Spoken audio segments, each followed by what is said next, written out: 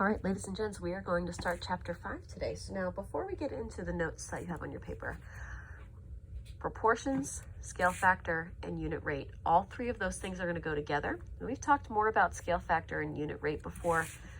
I'm going to show you today how proportions actually fall right in line with these two other things. So let's think about a fraction we've seen before, 3 over 4.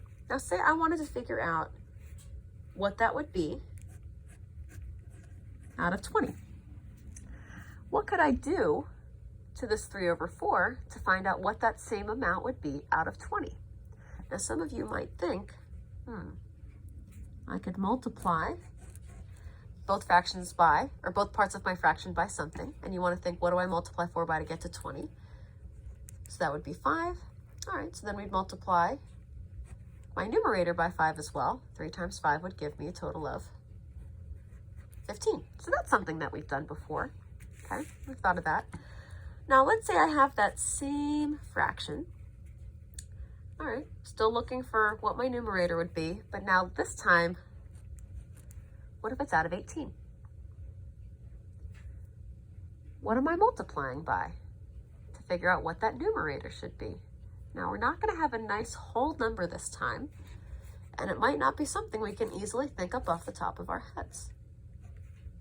So let's work backwards here. We did 4 times 5 to get 20 here, but how did we first figure out what that number in my giant 1 should be?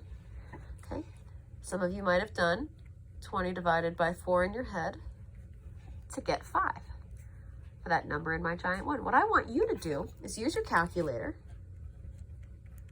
and find out what 18 divided by 4 is going to give you.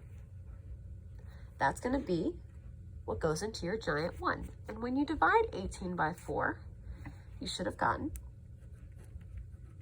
4.5.